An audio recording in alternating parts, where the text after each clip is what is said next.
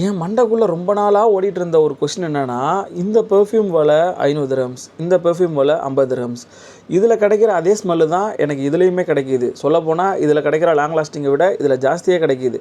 So எப்படி இவங்க 500 ரூபாய்க்கு விற்கிற பெர்ஃப்யூமை இவங்களால் 50 ரூபாய்க்கு விற்க முடியும் அப்படிங்கிற கேள்வி எனக்கு ரொம்பவே இருந்துச்சு. ஸோ இந்த வீடியோவை நீங்கள் ஃபுல்லாக பார்க்குறதுக்கு நான் யூடியூப் சேனலில் நம்ம தமிழ் பெர்ஃப்யூமில் போட்டிருக்கேன். அதில் நீங்கள் பார்த்துக்கோங்க. இதில் நான் சிம்பிளாக ஒரு கான்செப்ட் மாத்திரம் சொல்கிறேன். இது ஆக்சுவலி இங்கே வச்சிருக்கிறது மேக்ஸிமம் எல்லாமே இன்ஸ்பயர்ட் பெர்ஃப்யூம் தான். இது 70 திரஹம்ஸு. இதே ஸ்மெல்லு தான் இது வந்துட்டு 50 திரஹம்ஸு. இதே ஸ்மெல்லு தான் இது வந்துட்டு 120 திரஹம்ஸ் யூசுப்பாயோடது. இதே ஸ்மெல்லு தான் இது வந்துட்டு 40 திரஹம்ஸ். ஸோ இதுக்கு எல்லாத்துக்கும் என்ன வித்தியாசம் இருக்குது அப்படின்னு சொன்னாக்க, உங்களுக்கு சிம்பிளாக புரிஞ்சுக்கிற மாதிரி நான் சொல்கிறேன்னு வச்சுக்கோங்களேன். இப்போ கொஞ்ச நாளைக்கு முன்னாடி நம்ம ஊரில் கள்ளச்சாராயம் குடிச்சு ரொம்ப பேர் செத்து போனாங்க. ஸோ அதுக்கு ரீசன் என்னன்னாக்க, கள்ளச்சாராயம் குடிக்கிறாங்கனாக்க இங்கே கடையில் போய் டாஸ்மாகில் வாங்கினா காசு கூட இருக்குது, எங்களுக்கு போதை வேணும், அதே சமயத்தில் கம்மியாக வேணும் அப்படின்னு சொல்லிட்டு தான் அந்த பாக்கெட் சாராயம் குடிக்கிறாங்க.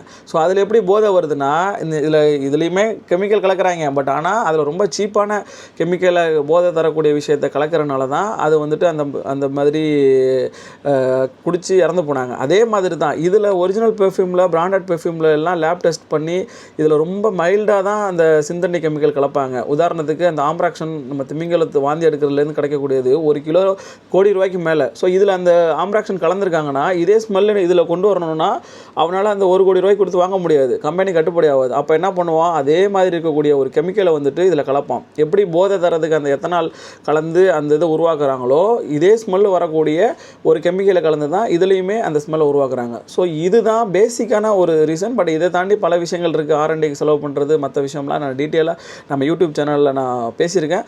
அங்கே போய் நீங்கள் தெரிஞ்சுக்கொள்ளுங்கள். நம்ம சேனலை இது வரைக்கும் நீங்கள் ஃபாலோ பண்ணலன்னா ஃபாலோ பண்ணுங்கள். எனிவே, தேங்க்யூ ஃபார் வாட்சிங். Bye bye.